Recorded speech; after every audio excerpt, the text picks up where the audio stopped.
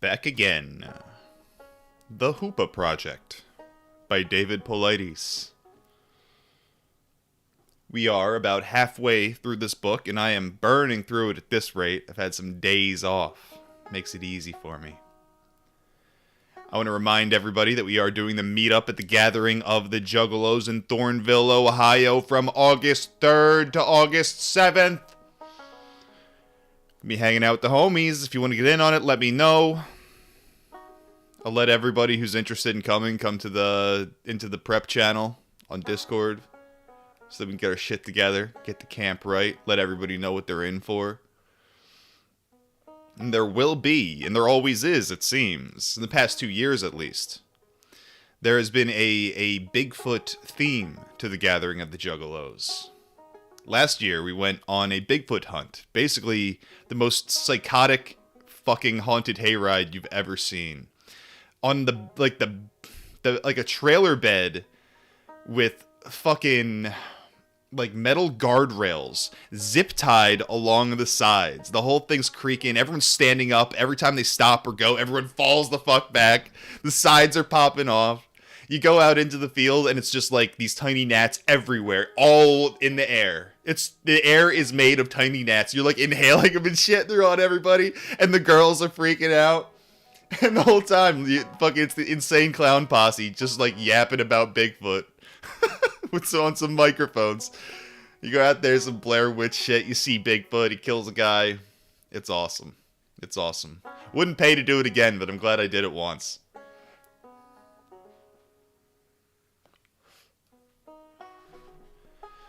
Photon in the chat. What up, senor? I'm a hard-working man. I'm putting in the hours. Litva Silva. What up, dude? New boob tube. A gory Bigfoot snatching up kids. But I can guarantee, if you come to the Gathering of the Juggalos and hang out with us, you'll have the best time of your life. We're going to have a tight setup. We got the car pass. You're going to be in there with the tents and the lights, the music, with the generators, the whole fucking bit. God willing. God willing. We're going to have a whole crew there, people who from all over the country, and that's what makes it a lot of fun, too, is, like, it's totally fucking, you know, people you've talked to on Discord, maybe, but, like, hanging out with them and getting completely fucking wild, it's going to be another level, dude. People there will be interested in us if we have the good camp set up, people from all over the country, people want to talk to groups like that. Get some video.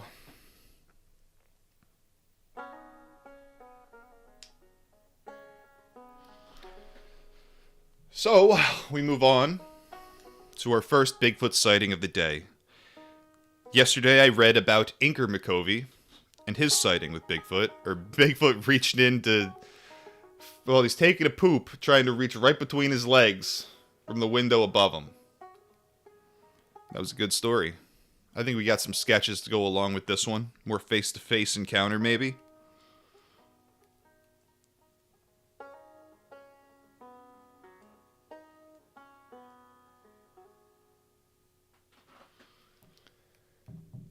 Romeo McCovey, student, Hoopa High. November 2005 was the sighting. Romeo was invited into the living room and introduced to me by Inker, who started the conversation by telling me that Romeo was his son and was 17 years old.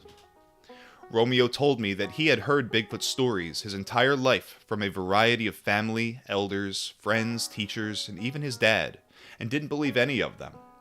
He said that he never really thought much about it, and it was funny when people around him talked about it. Romeo now told me his personal story. It was November of 2005 when he was driving down from Highway 96 and turning onto Mill Creek Road. He stated that he was alone, and it was early in the evening. It was cold outside, but no snow on the ground. He stated that he had just turned onto Mill Creek Road when he saw something hunched over at the creek side of the street. He stated that he slowed down to 20 miles per hour, and his car headlights were on the object. As the light illuminated the creature, it stood up on 2 legs, was approximately 7 feet tall, with very wide shoulders and a human-type face and hair covering its entire body. He said that he knew he was looking at Bigfoot. Romeo raced home and immediately found his dad. Inker said that when Romeo came in the door, he was very shaken. He said it is rare to have Romeo that disturbed about anything. He just isn't that type of kid. Inker stated that hours after Romeo was still so disturbed by the incident that he slept on the couch at the foot of Inker's bed, something he hadn't done since he was an infant. Inker plainly stated, the kid saw Bigfoot. Location of sighting. The area of Romeo's sighting is significant for many reasons. The region of Mill Creek and Highway 96 has had an abundance of Bigfoot sightings, thus I coined it Bigfoot Alley. In this specific area, there are many large berry bushes, with Mill Creek harboring a large number of fish. Bigfoot has a long history of visiting this specific creek valley, going all the way back to when Inker was a child. Inker and Romeo each signed an affidavit.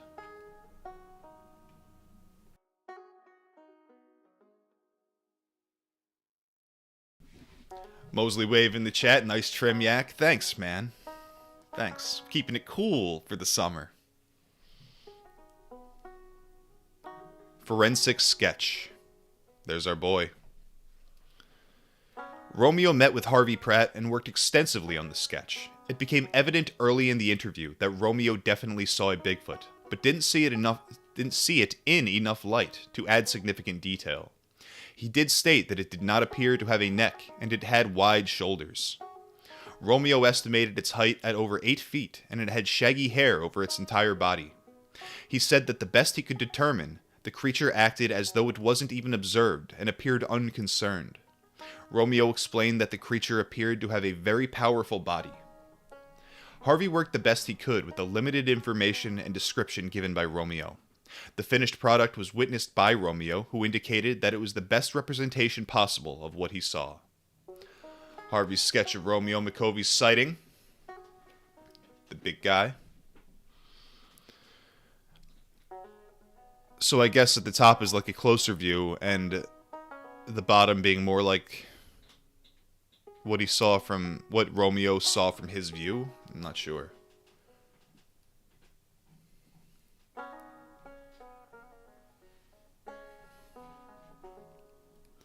Jesse Allen, U.S. Postmaster, Forks of Salmon.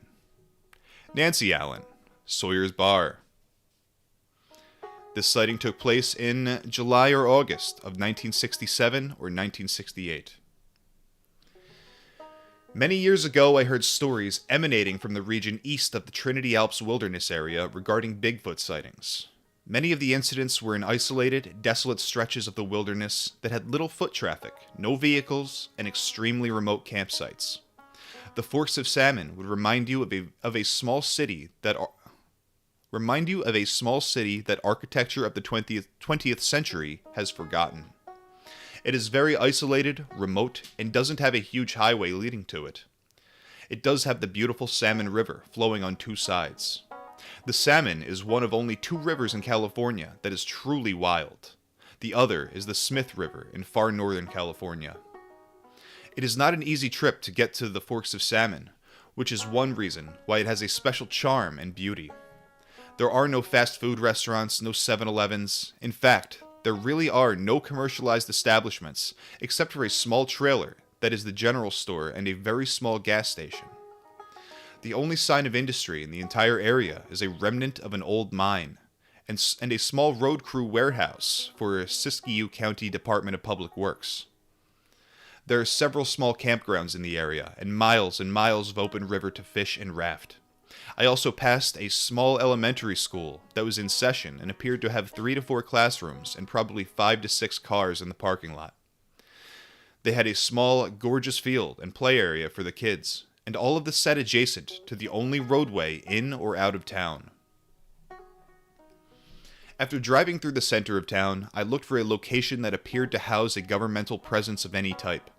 The lone building in the town that looked like 21st century construction was a tiny United States post office sitting alongside the river. It was maybe 300 square feet and had 2 parking spaces. There appeared to be someone working behind the counter, and it looked to be open for business. Look at that lady. That lady looking like Ethan Ralph. Jessie Allen at her job as postmaster in Forks of Salmon. I pulled into one of the spaces, got out in a driving rainstorm, and was warmly greeted by Miss Jessie Allen. Jessie stated that she knew I wasn't from around there, and I was dressed too formally to be a forester.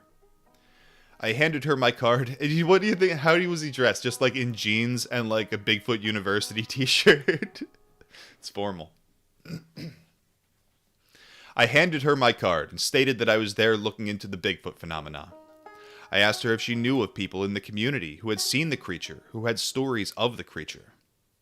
Jessie said she did not know. In fact, Jessie said that she knew everyone in the area and had lived in the region for most of her 54 years. Jessie said that she was born and raised in Hoopa and was very familiar with Bigfoot and its associated stories and legends. She did know people. Jessie said that she did know people. I read that wrong. Very familiar.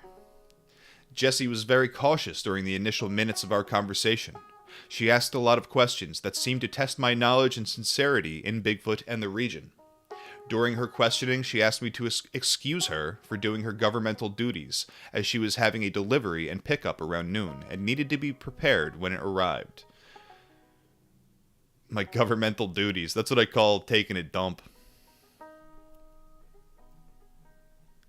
I told her that I respected her diligence and would be happy to work around her schedule.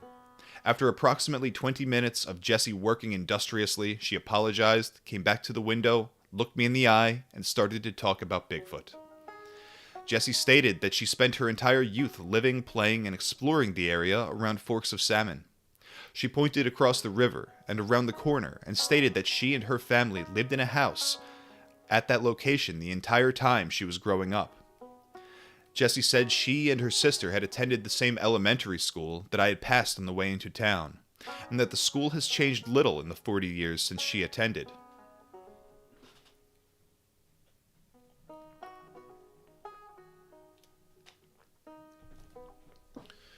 Jessie explained that in July or August of 1967 or 68, it was a ritual in Forks of Salmon for many of the townspeople and kids to go to the elementary school after dinner and play volleyball until dark.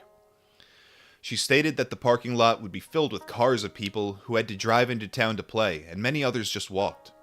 Jessie said there were times when the games went past dark, and locals would park their cars around the courts to light it up so they could continue to play.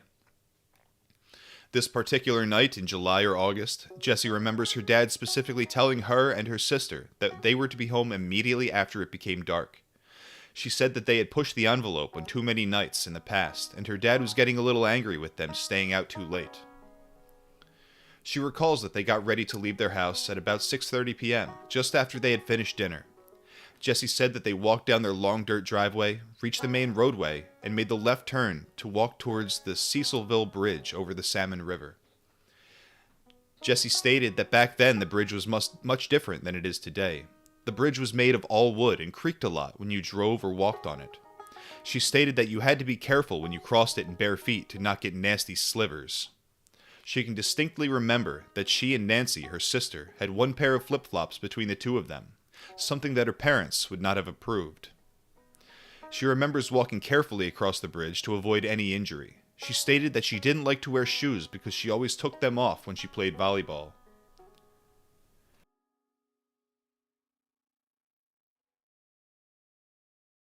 DJ in the chat, whoop whoop, my brothers in Christ. K98, whoop whoop.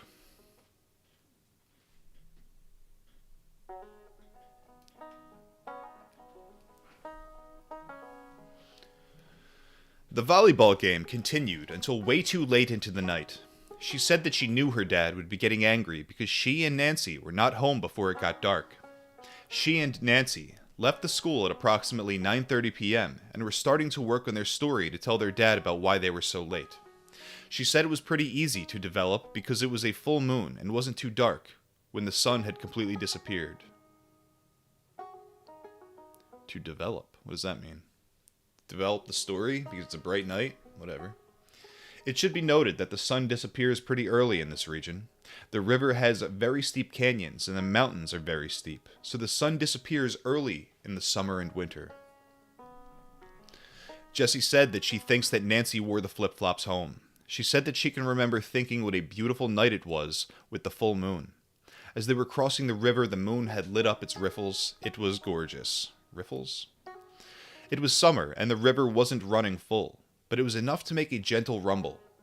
Jesse said that they finished crossing the bridge, walked the short stretch down the road to their driveway entrance, and made the right turn into their property.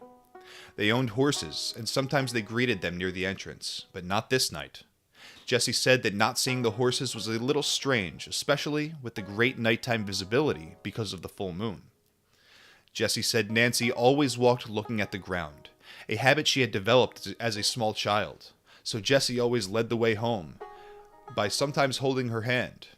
The girls continued to make their way into the property by walking up a slight grade into their driveway, and then making their way downhill towards their house. Jesse said that as she and Nancy were starting down the small knoll, she was looking towards a large oak tree that acted like a canopy over the driveway. Jesse was looking down the driveway towards the oak tree, which was being backlit by the full moon. She said that she saw the creature near the canopy of the tree. It was clear to me what I was looking at, but my sister had her head down, Jesse stated.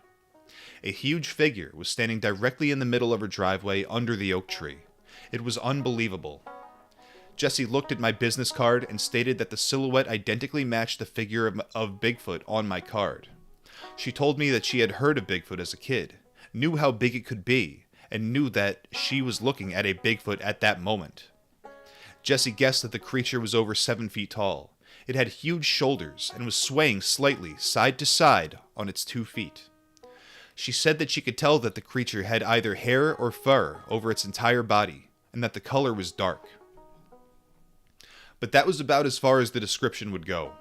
She said it was obvious to her that the Bigfoot was looking at them, but she couldn't see its face because it was dark. Jesse said that she now pulled up on Nancy's arm and told her to look up. Jesse said that for some unknown reason, Nancy picked a rock up off the ground and threw it directly at the creature, a throw of about 30 feet. The rock hit the creature, bounced off, and onto the ground. Nancy then yelled at the creature, "What are you doing here?" Jesse said that the creature made no sounds. There was no wind that night, and they could not detect any odors. Once again, you have a story of a Bigfoot kind of, staying still to avoid detection, swaying amongst the trees, when a small child grabs a rock and tries to bonk its shit in. That'll be my kid one day. One day I'll have a child, and he will bonk Bigfoot upside the head with rocks. Just like Bigfoot tried to do to me. Maud in the chat, doing Pepe, whoop whoop. Do we got anyone in the chat who knows how to do VTuber shit? Maud's gonna be a VTuber. Let me know, for real, if you have any idea how to make that happen. I don't know how any of that shit works. I know how to use OBS. I don't know how to turn yourself into like an anime penguin or something. What's my persona going to be?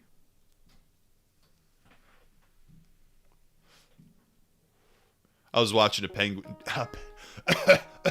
penguin today talk shit on Internet Spurgs. If you're going to start a YouTube channel, how about you don't use a condescending cartoon animal avatar? Don't do that. I will be tempted to laugh at you. Maud, though, we'll do something cool for him. It's not going to be a dog, okay? They did the dog. Too many dogs. Too many dog VTubers. You can do a dog if you want. I am anti-dog.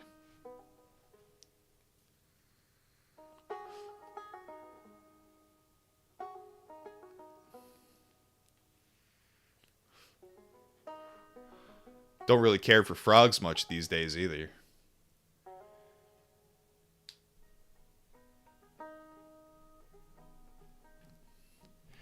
Jesse said it was obvious that this huge creature wasn't going to move, and it was in a direct line for them to get into their house. She stated that they both were probably thinking it wouldn't be too smart to continue to throw rocks, so they simultaneously turned and ran back to the main road. She said she ran the fastest she has ever run in her life. Jesse said they both apparently knew where they were running to. Harvey Diala's residence, that was on the opposite side of the Cecilville Bridge. This was also the regional United States Forest Service office, and Harvey was the foreman. Jesse stated that it seemed like it took forever for them to get to the residence, but in reality, it probably took only a few minutes.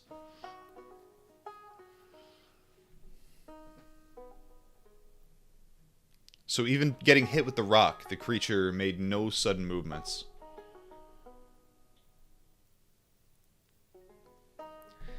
Jesse said that she pounded on the Diala's front door, and Harvey answered. They told Harvey that they had just seen Bigfoot, and they ran into the house. Jesse said that she can remember Harvey not believing their story, but feeling sympathetic enough that he would have his son, Mike, drive them home. Jesse said that Mike believed their story and was very reluctant to make the trip back to their house. He drove to their front gate, but wouldn't turn the car around and shine the lights down the driveway. He told the girls that he wasn't waiting around, and once they were out of the vehicle, he immediately turned the car around and headed home. Jesse remembers cautiously walking down the driveway and, seeing that the creature was no longer there, running at a flat-out sprint to their front door. She and Nancy ran into their house once their mom opened the door. They told their mom what they had seen and the trip they had made to the Dialas. Jesse then asked where their dad was. Jesse said that their mom said that their dad had gone to bed over an hour before because he was exhausted. Nancy Allen, just outside of Forks of Salmon. Jesse said that she and Nancy rarely talk about the incident, but both agreed they had a close encounter with Bigfoot. She stated that in her years at Forks of Salmon, she doesn't remember anyone else claiming that they had a sighting in town, but did remember huge footprints found near Sawyer's Bar over 10 years earlier. Jesse encouraged me to travel to Sawyer's Bar and talk to her sister and compare their stories. Jesse said that the trip down her driveway was never the same after that summer night of volleyball, rock throwing, and Bigfoot. Jesse gladly signed the affidavit and again encouraged me to contact Nancy for her side of the story. She called Nancy for me, and we set up a subsequent meeting.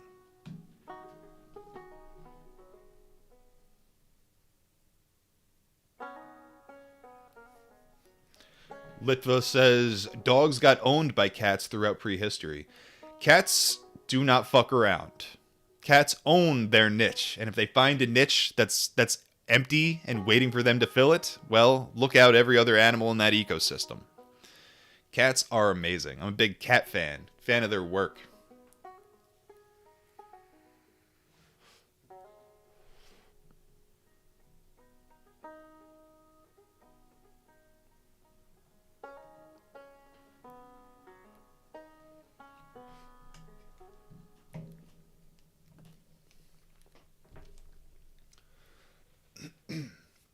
Nancy and Jesse have similar demeanors and outlook on life. They are very polite people and quite easy to talk with. I initially asked Nancy to recount for me what had happened the night on the way home from volleyball. In short, Nancy's recollection of the events was extremely similar to Jesse's. Her memory of the event is still seared into her brain, and she said it is something that she will never forget. The conversation with Nancy was on a road just outside Forks of Salmon in an absolutely beautiful environment. Nancy said that she and Jess are in agreement that they believe they saw Bigfoot that night, in front of their house. Nancy signed an affidavit.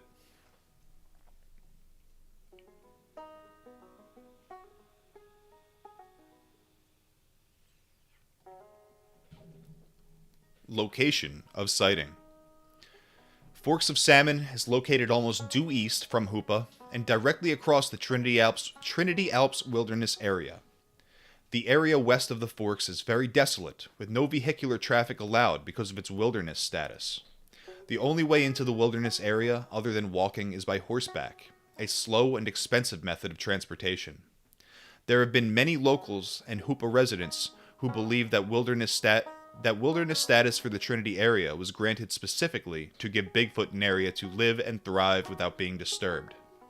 This is an interesting theory because even without the wilderness status, the region of the state is so remote that it was rarely visited prior to becoming a wilderness region. The only people normally found in these areas are loggers, hunters, and some fishermen, and maybe Bigfoot researchers. A Bigfoot standing in a driveway and greeting two girls coming home at night is not surprising. There have been many documented cases where Bigfoot makes its presence known to kids in what appears to be an attempt at interaction. It would appear from the documentation that Bigfoot knows that kids pose no threat, but attempts to act non-aggressive and invite the interaction utterly fails sometimes. Let's try that again. But attempts to act non-aggressive and invite the interaction utterly fails time and time again. The mere size of the creature would be enough to scare the most daring child. The reaction that the creature saw from Nancy and Jesse probably let the creature know that they were scared and it wasn't wanted on their property, and that's the reason it never came back. A lot of this really is painting Bigfoot as some sort of weird pedophile creep. Like, you know, I say it's like kind of funny, but at the same time, like they're telling the stories of like giving their fucked up kids to Bigfoot to like raise and breed with. I wonder why that is. I wonder if that's a preference Bigfoot has, or if that's like, if it's helping, if it's making their Bigfoot society better by like adding higher intelligence and like losing some of the ape aspect. I don't know. But they do seem very interested in those kids and taking them and having them.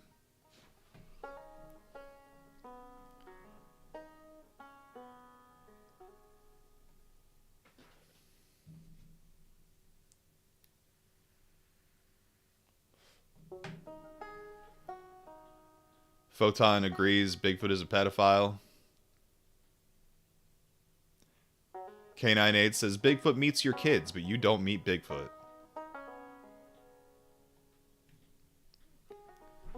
I'm including the sightings at Forks of Salmon in this book because I believe that it all falls into the landscape of what Bigfoot would traverse in a normal week.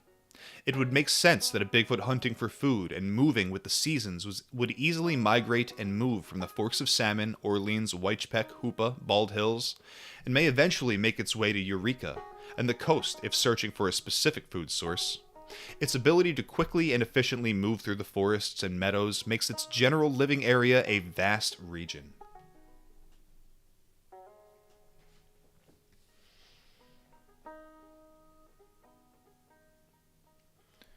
K98 says Nepali big backfoot and Yeti legends has that. That's true. That's true. Go listen to my reading of the Banjakri and the Forest Shaman, everybody out there. Go listen to that, because it's very Missing 411-ish, and it's an academic paper about Yetis and the shamans of the area, and has nothing really to do with Missing 411, yet they are stealing children to take into the caves and the trees.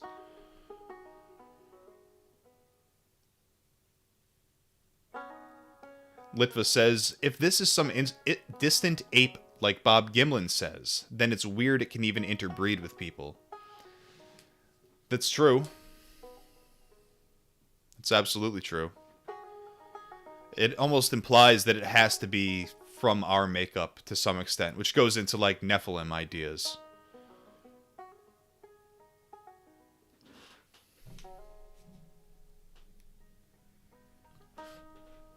And I think that was the Melba Ketchum arc.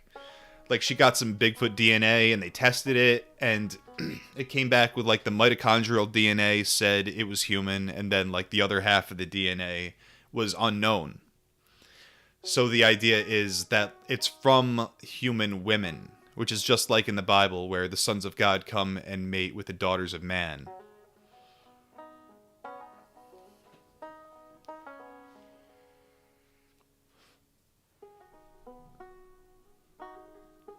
I never really trusted Melba Ketchum, and it's, once again, I like listen to these Bigfoot researchers, and I'm not like, oh, this is a shill, this is a disinfo agent.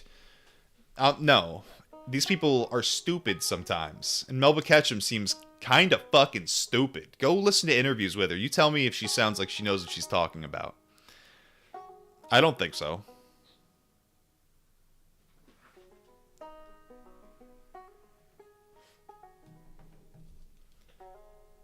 But that doesn't discount the theory.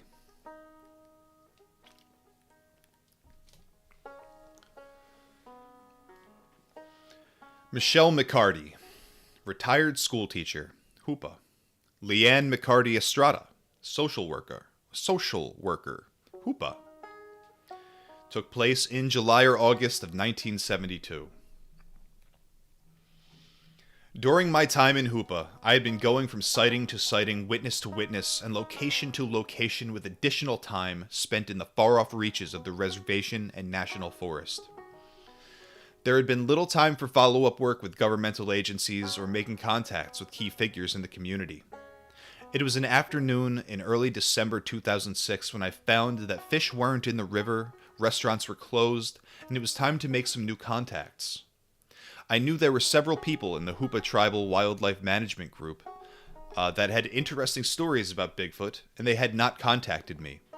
I heard these stories second and third hand, and wasn't able to confirm anything. I walked into the wildlife office for the tribe, and I was immediately greeted with warm hellos and several members of the group gathered around for discussion. This was just the opposite feeling I had when I met the tribal forestry team directly across the hall. This group asked several great questions about Bigfoot, and some even invited me to come into their offices and look at pictures that their game cameras had taken in the forests. This was all leading to some great stories. Here we have a lady, Michelle McCarty, standing in her front room. The area over her left shoulder is where she saw Bigfoot.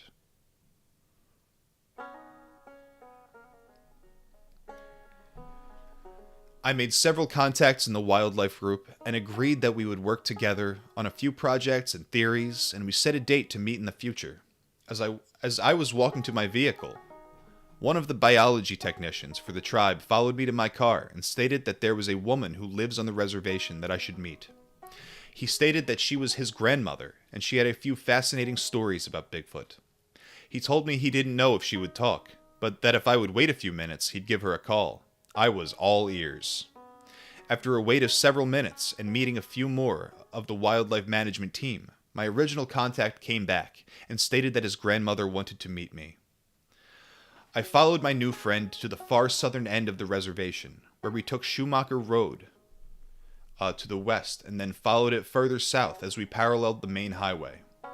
We took a small dirt road a few hundred yards and ended up at an old house surrounded by 5 to 10 acres of open land. As I was driving up to the house, I immediately noticed many large berry bushes that were surrounding it adjacent to the highway, and the beautiful green meadow that was nearby. The house sat probably 200 yards from the base of the mountains that surrounded Hoopa on the west. These mountains go directly to the coast, a trip of close to 30 miles. I was escorted into the residence and was initially met by Lee McCarty, the 92-year-old grandfather of my escort. Lee is a retired Humboldt County Marshal and is also the former constable for the region. He is a frail man, hard of hearing, but very alert and full of interesting stories about the region. His grandson told Lee that I was there to interview his grandmother.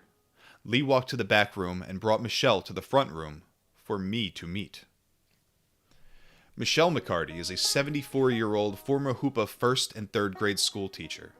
She was also the librarian for the school for many years. Michelle is of Irish, German, and Swedish heritage. She spent much of her youth living in Long Island, New York. In 1949, she attended the prestigious Simmons College in Boston and got her bachelor's degree in home economics. Michelle met her first husband when she was in high school. She explained that while she was attending Simmons, her husband was going to Harvard University. After graduating from Harvard, he went on to the University of Buffalo Medical School, where he interned and became a doctor. She explained that he wanted to practice medicine and legally avoid the draft.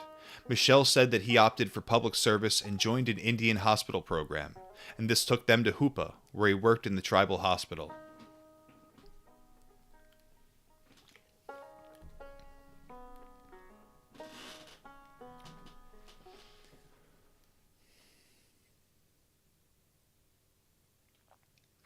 Griffin Stoner says, in animals, young not changing into their adult form is not uncommon and is known as neoteny. I don't know what that's in reference to. I think I missed some comments. Gotta go back and find them now.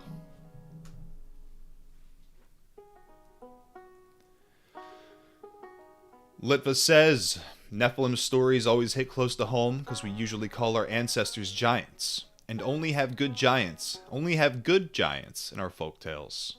Was I the Bigfoot I was looking for all along?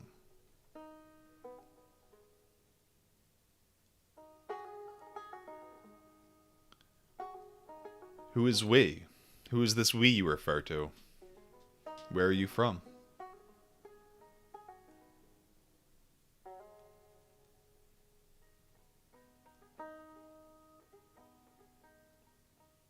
So Griffin Stoner says, one theory I've heard is that Bigfoot are just humans who have metamorphized into the next stage of their life. Humans in modern society don't undergo this change due to some factors. That's very, very odd. That we become Bigfoot as we age if we're like hogs who have gone feral. I'm assuming that's like kind of what that's based on.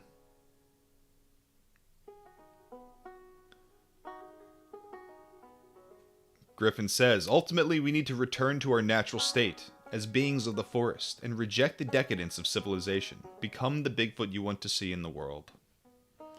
Litva is Lithuanian. The giant folk.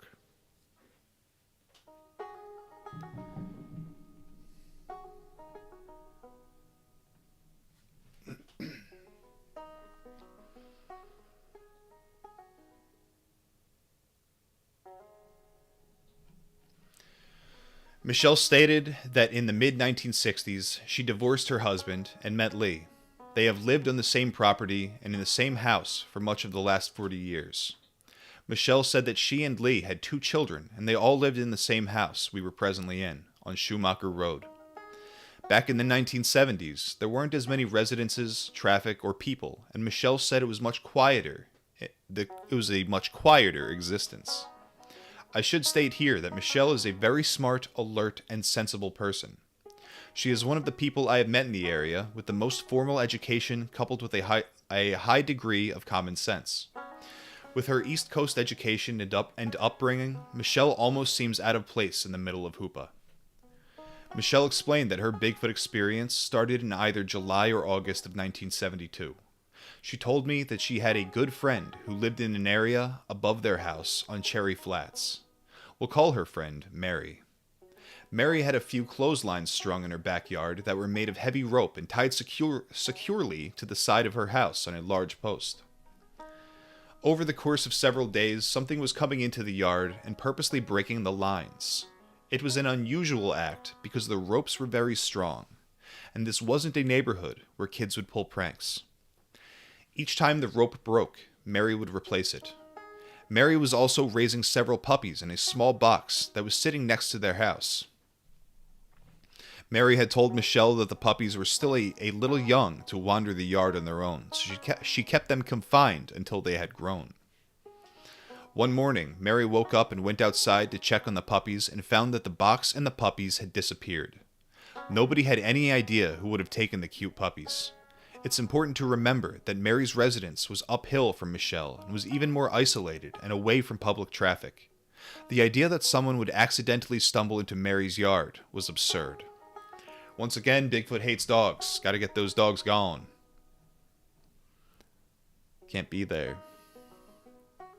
During the period that the puppies went missing, Michelle's son Jamie had the job of ensuring that all of their pigs in the backyard were well cared for, had food, water, and that they didn't disappear from their pen.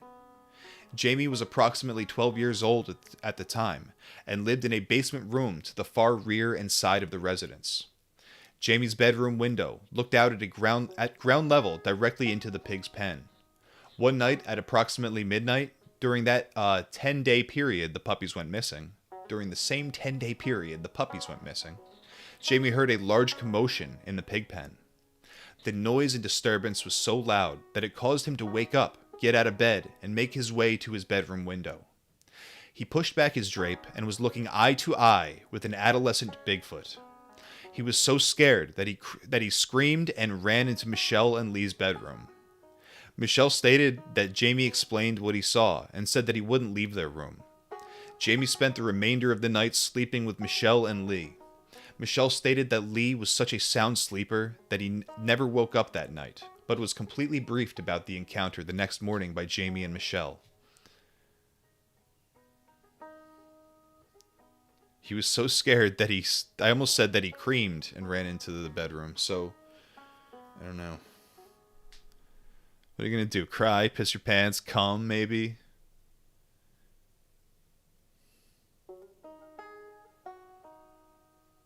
It's always these adolescent Bigfoot. Once again, it's the young ones who are just ready to goofball around, steal your shit, tap on your window, do the bit.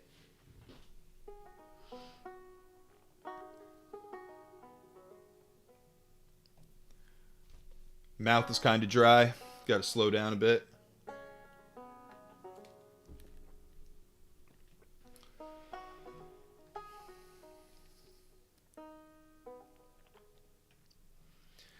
Early the next morning, Jamie told his dad about the frightening incident. After the story, they all went into the side yard and looked at the area in and around the pig pen. Michelle stated that they saw large footprints that were similar to a human footprint but slightly larger with bigger toes. At the urging of a friend who had an interest in Bigfoot, they decided to cast the prints. They state that during the last 40 years, they have misplaced the prints and have no idea where the cast might be? Are you fucking kidding me, guys? Get your shit together. During the same week as Jamie's sighting, and now they're saying it's only slightly larger than a human footprint, so it's an adolescent Bigfoot. Doesn't really say much about how big it was, but so you're thinking it's probably like 6-something feet tall. I don't know. During the same week as Jamie's sighting from the basement, Michelle recounted that she had a front yard sleepover for her and Mary's kids. She explained that the kids had put tents on the grass in front of their house. It was a warm summer night, and there was never a threat of any animals in the area.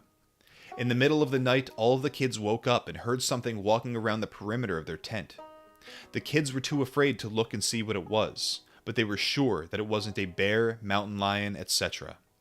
The next morning, the kids explained to Michelle that they were bothered during the night by something, but they were not sure what it was. Michelle said that as she walked by the area looking for tracks, there was one specific area, maybe 3 feet by 3 feet, near the planter box that had a horribly bad odor. Michelle stated that it smelled much worse than any skunk she had ever encountered. The odor was confined to one small area close to the tents, and it wasn't there prior to the sleepover. Michelle stated that the odor stayed in that area for several days after the sleepover incident. So it's like marking its territory. That would be like Bigfoot funk. I don't know if it pisses there. I know, like, I've seen videos of like gorillas like just spraying nasty crap as they like put on like an aggressive display. I don't know if it's piss. I remember it being very yellow. Maybe they were just dehydrated gorillas. But it was gross. I know apes do have like scent glands that they can activate. I don't know how they work exactly.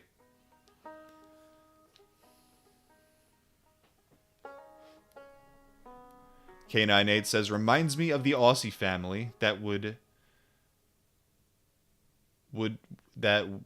for a chase with the Yowie. What does that mean? Yowie likes hot dogs. They said the adolescent was the one that would come tap on their house window.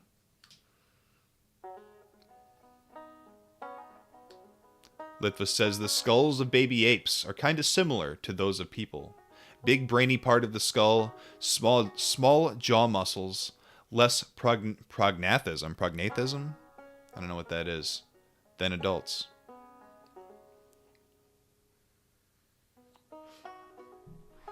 Well, I think one thing about that is there is like a tendency sometimes for animals as they evolve to retain traits of what was previously like a trait of their youth that they would grow out of. They retain it because it has some value.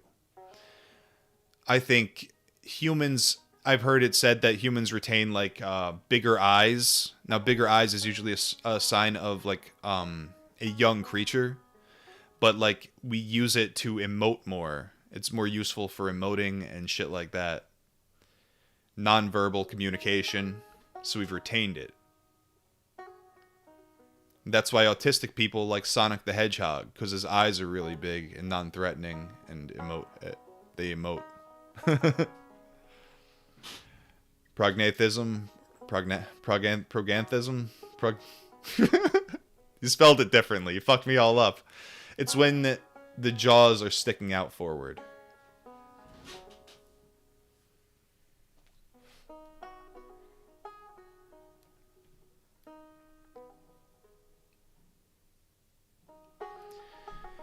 A few days after the sleepover, Mary and her kids woke one morning and went into their backyard to check on several other full-grown dogs they owned.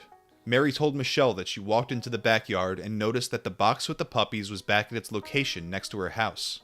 Mary told her that she went over and checked on the box and found all of the puppies inside, dead. There were no obvious signs of death, and it appeared that the puppies either starved or died from lack of water. They were all in the same box. Same newspaper coverings, and nothing specific seemed to have harmed them. It was a very puzzling incident at the time. Got him. Sad. A few days after the puppies were returned, Michelle and Mary's kids were playing in Michelle's front yard. Michelle explained that it was in the early afternoon, a typical summer play day for the kids. Michelle was in the house when she heard the kids yelling for her. She stated that she ran out to her front porch and saw the kids pointing to the front area of the yard adjacent to the roadway. Next to their cement house, she saw an adolescent-size, 5 feet to 5 feet 2 inches, Bigfoot, standing next to their berry bush, calmly picking and eating the berries with its fingers. Michelle stated that the Bigfoot had hair or fur covering its entire body, except for its face. The facial tone was close to that of a medium-complexion Hispanic person. Looking from the street towards Michelle's residence, the cement shed is on the left. At the time of the sighting, the area was filled with berry bushes.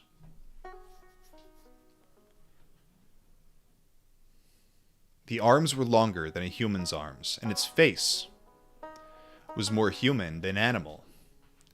She stated that the face did not have a snout like a bear, but was formed more like a human's. That's that proganthism, pronathism. I don't know. Michelle explained that when the creature turned to look at her and the kids, its entire upper body turned and looked. It's got fucking, like, a Brock Lesnar kind of build. It did not appear to have a neck. Michelle could not determine a sex for the creature. The creature pulled the berries off the bush like a small child, gently but firmly. Michelle said that after the creature saw her, it calmly left the area, not running, but walking slowly. Its arms were not straight when it walked, but they bent slightly at the elbow, like a human's. Michelle added that the head of the creature seemed to be round at the top and not pointed. So that would be consistent with an adolescent, something that hasn't aged into its sagittal crest yet, I believe. I want to say. Could not determine a sex for the creature, most likely male, because the obvious defining characteristic would be tits. It would have big boobs. But you wouldn't necessarily expect to see a dong or balls on the creature, because it's got a lot of fur there. Probably a male.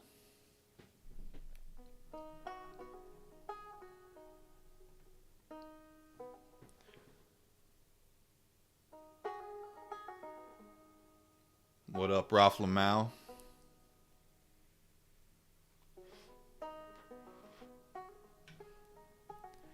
She said that this was the lone time that she actually saw a Bigfoot. Oop, skipping. Michelle said that she watched the creature in her front yard slowly walk out of sight and up towards the hills behind her house, and up into the area of Mary's residence. She said that this was the lone time she actually saw a Bigfoot. Since 1972, Michelle stated that she has heard 5 Bigfoot screams immediately in the area of her residence. She explained that these screams are quite different than those of a mountain lion, peacock, or a young child. These screams are excruciatingly loud and come from the area on the other side of the Trinity River. The area that Michelle indicates that she heard the screams is very close in proximity to the screams that Hank Maston and Corky Van Pelt heard when they were on the Trinity River camping. I reiterate that these 3 people do not know each other and have never been told of each other's encounters. He like walks up to each of these people, and they're like, "You know anyone who had a Bigfoot encounter?" He's like, "Yeah, I know everyone in Hoopa." And he asks everybody this, and they all say that. And then they're like, they do not know each other. I might be generalizing a little bit, but you know what I'm saying. During this point in the interview, I told Michelle that it appears that she remembers this incident like it happened yesterday. She stated that it was something she will never forget, and it was a significant event in her life. I told Michelle that I know people will read this story, and they will say that she saw a bear, not Bigfoot. Michelle retorts that she has seen hundreds of bears in and around her yard. As recently as the previous week, they had a bear get into their garage, and they had to scare away. Michelle was absolutely adamant. The creature I saw in my front yard eating berries in 1972 was no bear. It didn't have a snout like a bear. It picked berries off the vine with its hands and fingers like a human. It didn't walk like a bear, and it was physically quite different from a bear. It was much closer to human than any bear. It looked like a cross between an ape and a human. I saw a young Bigfoot. Michelle stated that she has seen Bigfoot just one time, but others in the area had seen it after her initial encounter. She explained that Shoemaker Road, now we're saying Shoemaker and not Schumacher. Is that the same thing? Do I say it? Who cares? She explained that Shoemaker Road was a very desolate place when Bigfoot made its visitation. Today, the area surrounding Shoemaker Road and the road itself is lined with residences and a new home development. Michelle said that those weeks after her Bigfoot visit, she ran into people who would walk Shoemaker Road in the early morning hours and sometimes see Bigfoot in the forests and road area. The early morning encounters of Bigfoot along the Shoemaker Road area matched the time and location of the sighting by Ray's supermarket manager, Malarkey, on his way into work. Dude's name is Malarkey. I just can't get over that. Come on, Jack. Name your kids better, man. During the entire interview with Michelle, her grandson was walking in and out of the room, listening to parts of the story and helping Lee with chores. As I was leaving the residence, he approached and thanked me for spending time, dragging out an extraordinary story.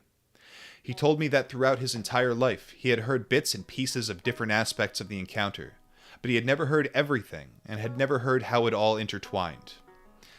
He did tell me that before Michelle's son Jamie died, he had several conversations with him about Bigfoot. He distinctly remembers Jamie stating that he had seen Bigfoot looking at his bedroom window in the nights the pigs were making noise, and that Jamie was positive it was a Bigfoot. I was able to finally contact Leanne, Michelle's daughter, and also one of the kids in the yard who witnessed Bigfoot, by phone. She is a social worker for the Hoopa tribe, and lives in the community. She had spent a number of years in Los Angeles County as a social worker, and is a very intelligent and aware person. She did confirm what her mom stated about the incident in the front yard. Exact details of the incident were a little vague for Leanne, but she was quite helpful in confirming the incident and confirming the Bigfoot sighting. Leanne patiently reviewed her mother's statement regarding the incident in the yard and then later signed an affidavit. Michelle signed an affidavit on her Bigfoot sighting.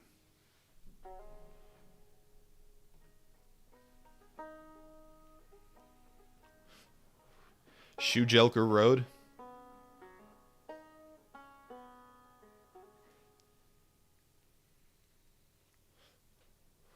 Don't female Bigfoots have multiple breasts? No, you're thinking of Ethan Ralph again. Female Bigfoots have two long, dangly-ass floppy breasts that flop up in their eyes when they're running downhill. It makes getaway easy.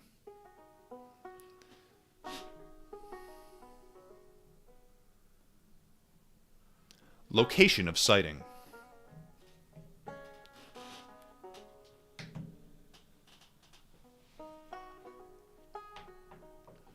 Shoemaker Road is in a prime area for making a Bigfoot sighting. Hank Maston, Corky Van Pelt.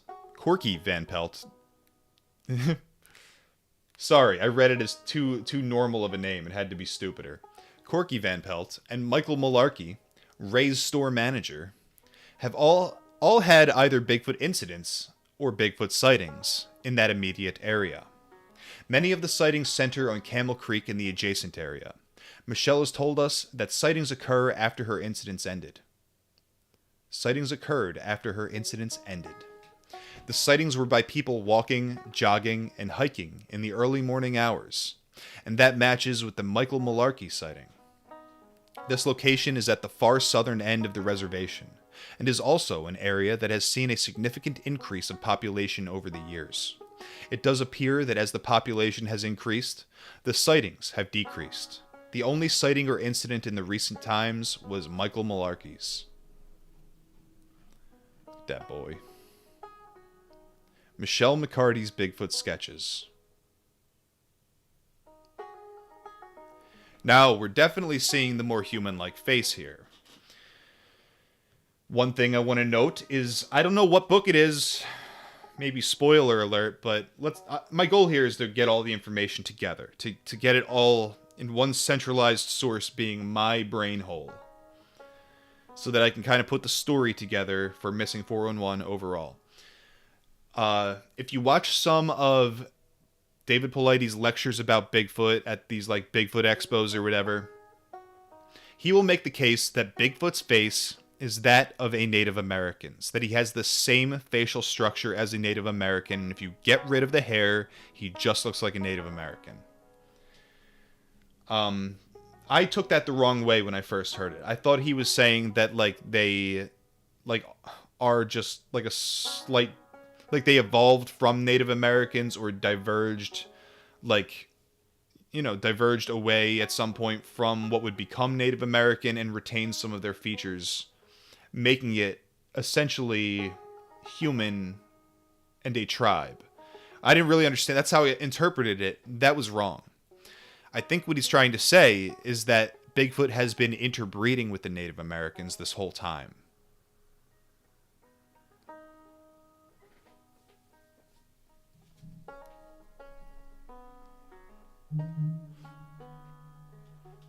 He is a handsome boy.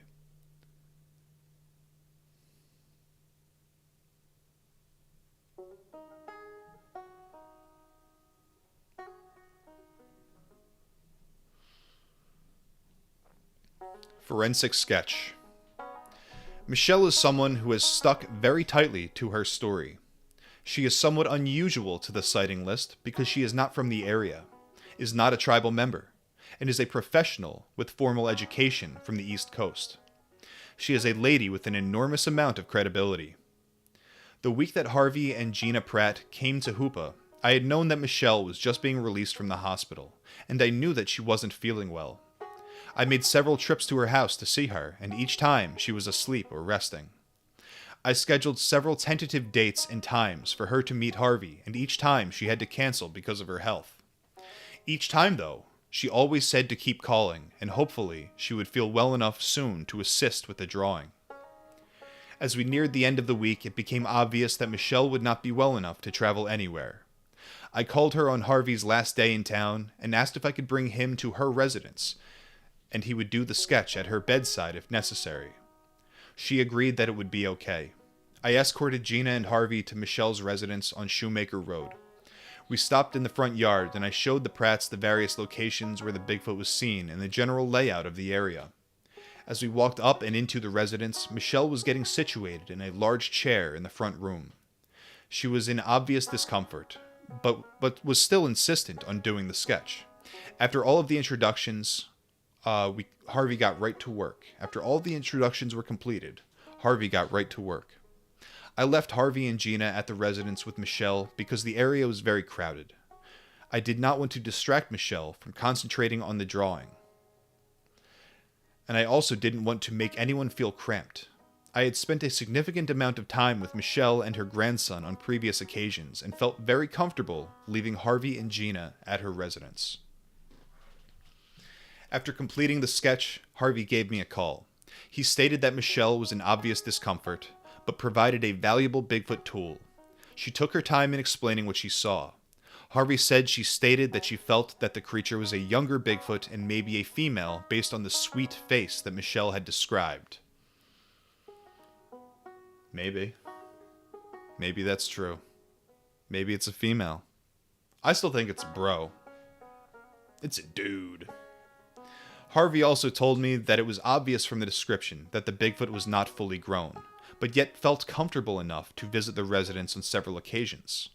Harvey stated that he felt the drawing was a very accurate rendition of what Michelle had witnessed based on her response to his drawing. Harvey informed me that he had completed 2 drawings of the creature. He said that Michelle had a good look at the creature's face and body structure, and he felt it was complete enough to draw just a facial rendering, and then follow that with a full body drawing. Let's go back to that illustration.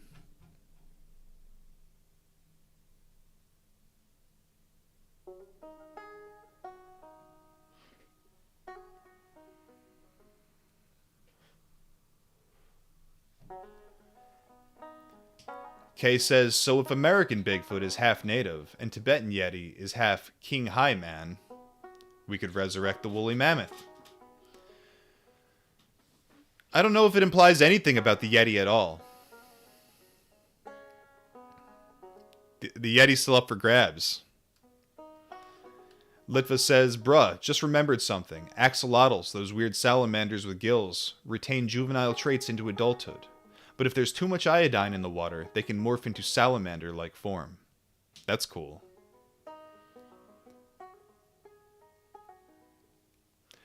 Litva says, I've read something a while ago about how iodine, I'm having trouble speaking at this point. We're an hour into this. I think we're wrapping it up. I've read something a while ago about how iodine in your food supply is being replaced with bromine. Bromine? They want to prevent you from morphing into the complete human form.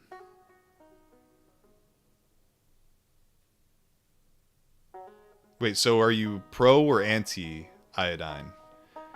Alex Jones tries to sell me iodine, so it's got to be good, right?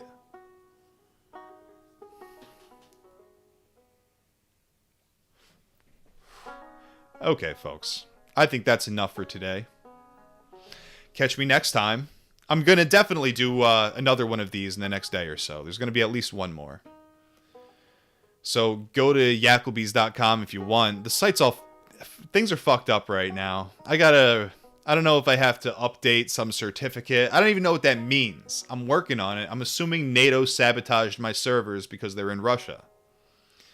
Patreon.com/yakovalive. You want to come hang out in the Discord, watch fucking movies. We've been watching a lot of the old Ninja Warrior competitions, the Japanese ones.